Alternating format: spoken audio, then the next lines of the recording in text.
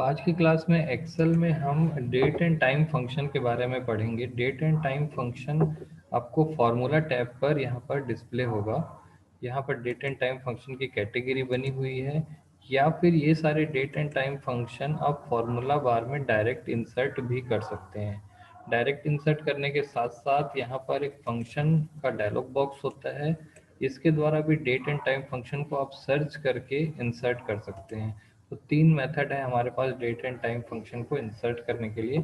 तो date and time function में कुछ यहाँ पर आप देख पा रहे होंगे कि 20-22 फंक्शन आपको दिख रहे हैं। इनमें से कुछ 4-5 इंपॉर्टेंट फंक्शन हम देखेंगे।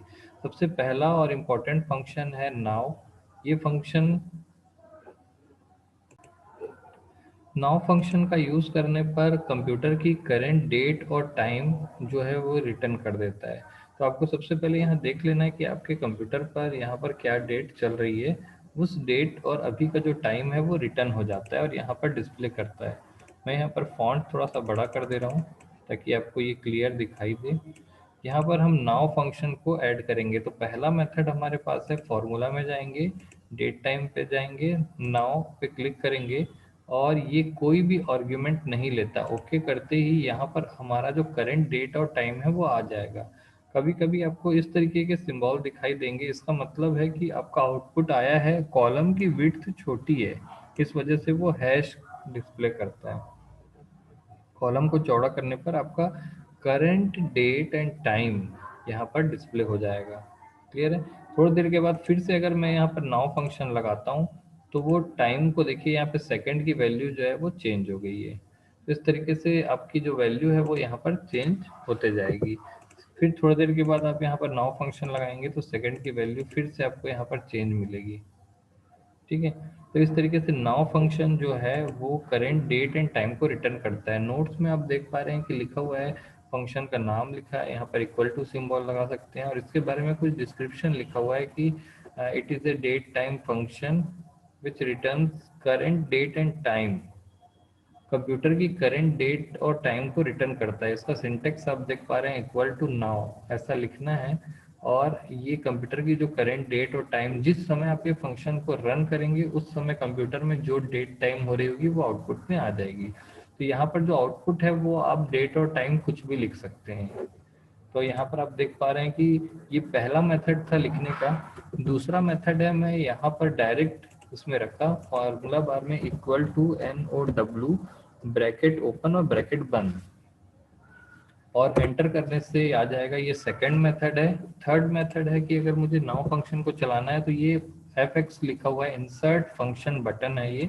यहाँ पर जा करके हम नाउ फंक्शन को ढूंढ सकते हैं, या आपके पास ढूंढने का भी दो तरीका है, आप ऐसा करके भी ढूंढ सकते हैं या फिर आपको यहाँ पर उसका नाम लिख देना है और गो पे क्लिक कर देंगे तो आपको वो इसमें से सर्च करके दिखा देगा।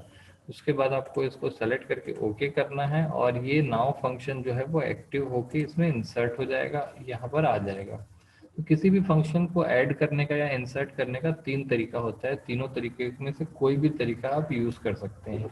बट यहाँ पर लिखने के लिए आपको सिंटेक्स जो है वो बहुत इंपॉर्टेंट होता है, सिंटेक्स चेक होता है, इसको हाईलाइट करना है आपको। तो ये था आपका नाउ फंक्शन। सेकंड फंक्शन हम देख रहे हैं ईयर। ईयर फंक्शन क्या काम करता है ये देख लेते हैं। सबसे पहले मैं यहाँ पर एक नाउ फंक्शन का यूज करके यहाँ पर डेट एंड टाइम ले आ दिया हूँ और यहाँ पर हम ईयर फंक्शन लगाते हैं। तो ईयर फंक्शन के लिए मैं फिर यहाँ पर, क्योंकि जो ईयर फंक्शन होगा उसमें डेट या टाइम इनपुट करना होगा। दूसरे जो डेट टाइम फंक्शन होते हैं उसमें इनपुट होती है डेट और आउटपुट होता है कुछ और। क्लियर। तो सबसे पहले देखते हैं ईयर फंक्शन कैसे यूज करते हैं। फॉर्मूला में जाएंगे, डेट एंड टाइम में जाएंगे, यहाँ पर हमको ईयर फंक्शन ढूंढना होगा। ये आपको दिख रहा है ईयर फंक्शन। ईयर फंक्शन पे क्लिक करते ही देखिए ये एक सिंगल आर्ग्यूमेंट मांगता है और इसका जो आर्ग्यूमेंट है उसमें डेट दिया जाता है सीरियल नंबर के फॉर्म पर। तो जैसे ही आप किसी डेट पर क्लिक करते हैं, आप देख रहे हैं कि यहाँ पर डेट है 30 जनवरी 2021। यहाँ पर जो डेट दी हुई है 30 जनवरी 2021, इस पर जब मैं क्लिक करूँगा तो इसकी जो वैल्यू है कुछ इस तरीके से आ रही है। इसको हमें भूल जाना है।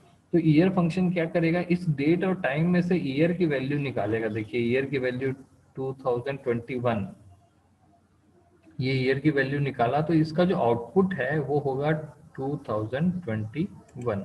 तो ईयर फंक्शन क्या करता है, दिए गए डेट से ईयर वैल्यू निकाल के रिटर्न करता है। तो यहाँ पर हमने जो डेट दी थी वो ये थी, इसमें से ईयर वैल्यू निकाल के रिटर्न कर लिया। इन सारे फंक्शंस का यूज बहुत सारे कैलकुलेशंस को करने के लिए किया जाता है। अगला फंक्शन हम देख पाते हैं कि जैसे आप यहाँ पर देख रहे हैं, ईयर फंक्शन को लिखने का तरीका क्या है कि ये डेट टाइम फंक्शन है और ईयर वैल्यू को रिटर्न करता है। इसका सिंटेक्स है कि ईयर लिखना है और बीच में आपको आर्ग्यूमेंट में एक डेट पास करनी होती है या डेट देना होता है। एग्जाम्पल के तौर पे यहाँ पर ईयर लिखा हुआ है और डेट दी हुई है 2/9/2019। तो इसमें जो आउटपुट आएगा, ईयर की वैल्यू निकाल के आउटपुट आ जाएगी। तो यहाँ पर इनपुट में आप जो भी वैल्यू देंगे उसमें से ईयर की वैल्यू निकाल कर वो अलग कर देगा। क्लियर है? अगला फंक्शन है month. Month function same date year function के जैसा होता है। दिए गए डेट से वो मंथ की वैल्यू निकालता है। जैसे यहाँ पर 9 जो है मंथ की वैल्यू है, तो आउटपुट में 9 आएगा। इस एग्जांपल को करके देखते हैं अपने एक्सेल में। यहाँ पर आप देख रहे हैं कि ये हमारा डेट है और इसमें मंथ जो है 1 है, क्योंकि 30 जनवरी का डेट है। ये MMDDYY फॉर्मेट है। तो देखिए यहाँ पर मंथ की वैल्यू निकालना है, तो हम यहाँ पर इंसर्ट में जाएंगे, डेट टाइम फंक्शन, यहाँ पर हमको मंथ फंक्शन मिलेगा। यहाँ से डायरेक्ट आप इंसर्ट कर सकते हैं या इक्वल टू मंथ करके भी इंसर्ट कर सकते हैं। तो मैं एक ही मेथड अपनाता हूँ सभी में। मंथ पे क्लिक किया मैंने, यहाँ पर फिर से वो डेट का सीरियल नंबर मांग रहा है, तो हमको सीरियल नंबर देना नहीं है बल्कि डेट पे क्लिक कर दीजिए, वो वहाँ से उसका सीरियल नंबर ले लेगा। सीरियल नंबर क्या होता है, ये अलग टाइप का कंसेप्ट है। कंप्यूटर का डेट एंड टाइम को स्टोर करने के लिए सीरियल नंबर का यूज करता है। ठीक है? तो आप देख रहे हैं इसका जो आउटपुट है 1 है, क्योंकि यहाँ पर जो मंथ है जनवरी है। तो इस तरीके से मंथ फंक्शन जो है इस दिए गए डेट से मंथ वैल्यू निकाल कर रिटर्न करता है, और ये हमेशा न्यूमेरिक वैल्यू रिटर्न करता है। यानी कि हम बोल सकते हैं मंथ का आउटपुट, ये जो मंथ फंक्शन है इसका आउटपुट हमेशा 1 से 12 के बीच में ही होगा। कभी भी 13 आउटपुट नहीं देगा, कभी भी 0 आउटपुट नहीं देगा, कभी भी 14 आउटपुट नहीं देगा। हमेशा इसका आउटपुट 1 to 12 ही होगा। अगला फंक्शन हम देखते हैं, ये मंथ फंक्शन था। डे फंक्शन, ये फंक्शन भी सेम ईयर और मंथ फंक्शन के जैसा ही होता है। ये दिए गए डेट से ईयर निकाल के रिटर्न करता है। जैसे यहाँ पर एग्जांपल के तौर पर, सॉरी ईयर बोल रहा हूँ, डेट डे निकाल के रिटर्न करता है। एग्जांपल के तौर पर यहाँ पर जो डे वैल्यू है वो 2 दी गई है, तो 2 इस डेट में से 2 आउटपुट आ जाएगा यहाँ पर। क्लियर है? तो इसको भी हम करके देख लेते हैं। यहाँ पर मैं यहाँ पर डेट एंड टाइम फंक्शन में जाऊँगा और यहाँ पर हमको डे नाम का एक फंक्शन मिलेगा। ये डे फंक्शन को यूज करते ही मैं जो भी डेट दूंगा उसमें से यहाँ पर अभी जो हमारी डेट है वो 30 है, क्योंकि 30 जनवरी है। तो यहाँ पर आपको आउटपुट क्या आने वाला है पहले से शो कर देता है। तो यहाँ पर आप देख पा रहे हैं कि इसका जो आउटपुट है हमेशा, सॉरी, इसका आउटपुट जो है वो 30 आएगा, और हमेशा इसका आउटपुट 1 से 31 के बीच में ही होगा। कभी इस फंक्शन का आउटपुट 32, 35 या उससे ज़्यादा या 1 से कम कभी नहीं होगा। हमेशा इस फंक्शन का आउटपुट 1 to 31 ही होगा। तो ये भी एक पॉइंट है, आप थ्योरी में लिख सकते हैं। इसका आउटपुट आ गया यहाँ पर। सेम उसी तरीके से हम टाइम फंक्शन पे भी वर्क कर सकते हैं। आप यहाँ पर देख पा रहे हैं कि टाइम के लिए कुछ फंक्शन बने हुए हैं। जैसे पहला फंक्शन है आवर, ये फंक्शन दिए गए टाइम, यहाँ पर आपको ध्यान देना है कि आवर फंक्शन में यहाँ पे टाइम पास करना होता है, यानी कि आर्ग्यूमेंट में टाइम देना होता है। जो टाइम आप देंगे उसमें से आवर की वैल्यू निकाल के रिटर्न करेगा। फॉर एग्जांपल यहाँ पर आप देख पा रहे हैं कि कोई टाइम दिया हुआ है 10:24, और इस तरीके की कुछ टाइम की वैल्यू दी गई है। उस टाइम से ये आवर की वैल्यू निकाल के रिटर्न कर दे रहा है। क्लियर है? तो हमको यहाँ पर देखना है कि हम जो यहाँ पर इनपुट दे रहे हैं, जैसे मैं यहाँ पे आवर फंक्शन लगाता हूँ, इक्वल टू, सॉरी मैं यहाँ से लगा देता हूँ, आवर फंक्शन आप यहाँ पर ढूंढेंगे तो आपको ये मिल जाएगा। और यहाँ पर आपको सीरियल नंबर देना होता है, जो कंप्यूटर डेट एंड टाइम को भी सीरियल नंबर के रूप में स्टोर करता है।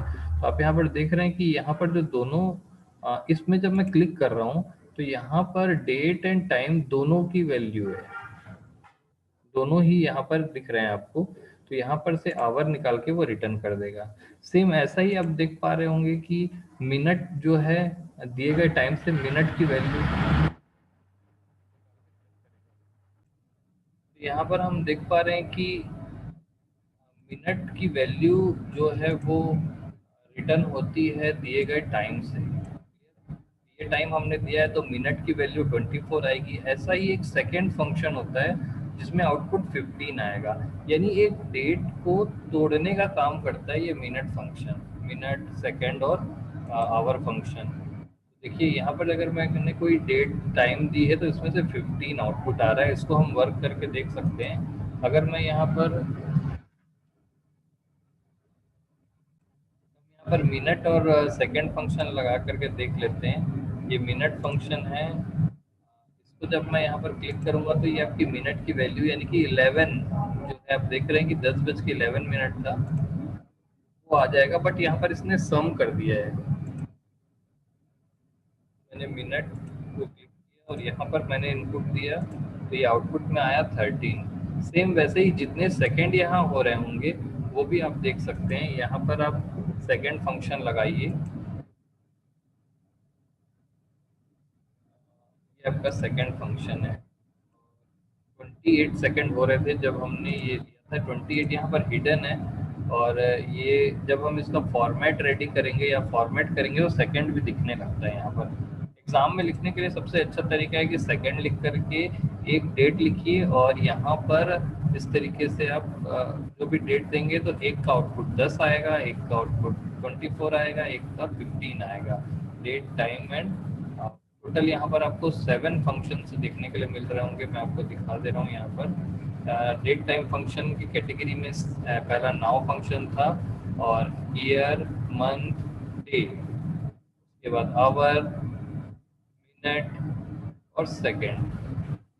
तो ये था आपका डेट एंड टाइम फंक्शन।